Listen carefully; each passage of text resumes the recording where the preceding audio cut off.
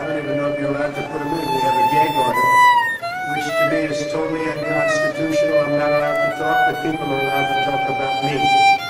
So they can talk about me, they can say whatever they want, they can lie, but I'm not allowed to say anything. I just have to sit back and look at why a conflicted judge has ordered me to have a gag order. I don't think anybody's ever seen anything like this. I'd love to talk to you people. I'd love to say everything that's on my mind, but I'm restricted because I have a gag order. And I'm not sure that anybody's ever seen anything like this before. And even having to do with articles. Somebody writes an article. If I read every one of these articles incomplete, I read some of it and I'll look at headlines, all good headlines, and the case is a sham. But I can't read the whole thing. I'd be reading, this is like reading a novel. So I put an article in and then somebody's name is mentioned somewhere deep in the article and I end up in violation of a gag order. I think it's a disgrace. It's totally unconstitutional. I don't believe it's never, not to this extent, ever happened before. I'm not allowed to defend myself, and yet other people are allowed to say whatever they want about me. Very, very unfair. Having to do with the schools and the closings, that's Biden's fault. And by the way, this trial is all Biden. You know, this is all Biden, just in case anybody has any question. And they're keeping me in a courtroom that's freezing, by the way, in a courtroom all day long. Well, he's out campaigning. That's probably an advantage because he can't campaign. Nobody knows what he's doing. He can't put two sentences together. But he's out campaigning. He's out campaigning, and I'm here in a courtroom, sitting here, sitting up as straight as I can all day long, because you know what? It's a very unfair situation. So we're locked up in a courtroom, and this guy's out there campaigning. If you call it a campaign, every time he opens his mouth, he gets himself into trouble. So that's the story. I have an unconstitutional gag order by a highly conflicted judge that should recuse himself. Very simple. On the schools, should have never happened. What's going on in this country now should have never happened. But of course, the Ukraine war would have never happened. The Israeli attack would have never happened. Inflation would have never happened. We have the worst president in the history of our country, and he's the one that has us in all these different lawsuits. Thank you very much.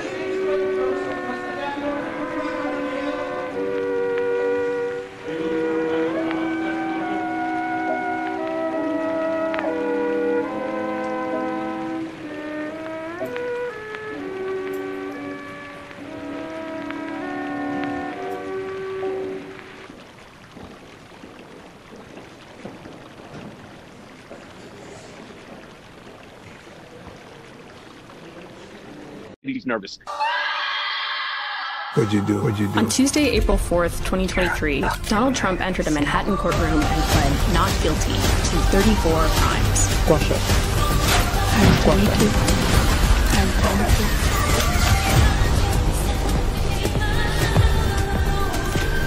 Fucking movie star.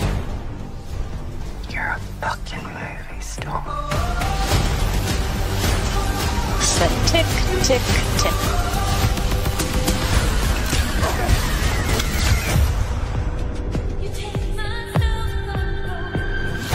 Chris, there was that hearing over the gag order this morning. The judge has not ruled yet on whether he has violated the gag order at this point in time. But for a reference point for everybody, too, the gentleman on his right was Todd Blanche. Throughout the day, we have referenced Todd Blanche. He's his lead attorney who's been doing most of the talking on behalf of the defense team. But the headlines that I think are so key and what Donald Trump did not respond to right there is the testimony that came from David Pecker, his friend of several decades. He did not explicitly refute there from what we listened to any of the testimony that came from David Pecker here today. And of course, he would have the opportunity to do that not only in the public setting, but also in the courtroom if he chose to testify himself in his defense. And Donald Trump here heard the words of David Pecker today testify, number one, that Donald Trump sat in a meeting in August 2015 with him at Trump Tower and told him that he was pleased about this scheme to catch and kill stories, salacious stories. stories and plant negative stories about rival candidates. We also had David Pecker testifying Donald Trump today, in front of Donald Trump today, that Trump picked up the phone to call him about the Karen McDougal story. Karen McDougal alleged a 10-month affair with him, and what you get from David Pecker's testimony in the middle of this Karen McDougal story here is the extent to which Pecker was intimately involved with not only Trump, but also Michael Cohen, saying and testifying today that he would have multiple conversations with him a week. Sometimes when things were intense, like around the Karen McDougal story, daily. And I want to let everybody look at a part of the exchange that our team inside was able to transcribe, where David Pecker talked about encrypted messages that were sent back and forth between him and Michael Cohen, which would suggest that perhaps not all the evidence that could be out there will ever make its way into the courtroom because it was encrypted. If you take a look, David Pecker says that Michael Cohen said we should not speak over landline. We should use Signal. Quote, I didn't even know what Signal was. Never heard of it before. David Pecker continued that it was an encrypted app, he was told by Michael Cohen. There is no way to trace or paper trail, and the conversation is destroyed after the call, to which Pecker says that he told Cohen, I still to this day don't know if that's true or not.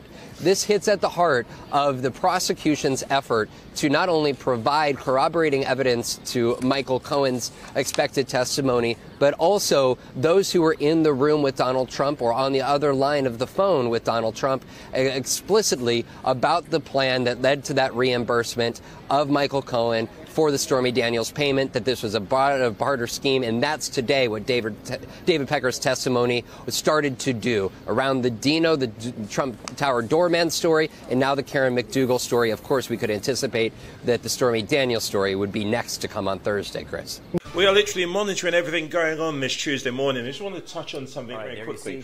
Trump is in court. They're currently discussing the gag order because clearly he's broken that. But let me share with you a clip from what's happening outside the court. There are... Where are they? Where are the MAGAs? They appear to have, well, found something better to do with their time. And Trump in court, what's going on is clearly now beginning to reflect in the latest idea that the legal troubles that Trump is facing have somehow helped him, but that's not something that I've necessarily seen in the recent data. So this is Biden versus Trump margin nationally. Look, in January and February, you had a pretty clear Trump lead, right? +5, +4, +5, and you had the Maris poll that had Biden up by 1, but within the margin of error. A Trump lead. Look at what's happened in April, though.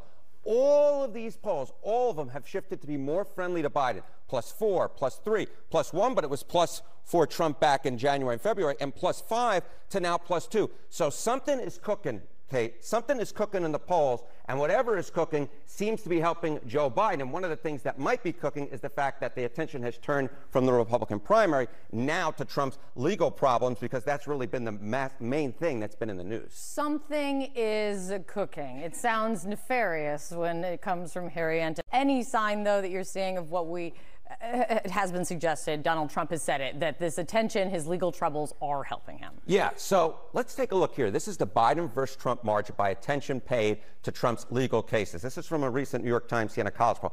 If you're putting some attention, some or a lot of attention, if you're looking at the Trump trials, look at this. Biden leads among these voters by 8 points.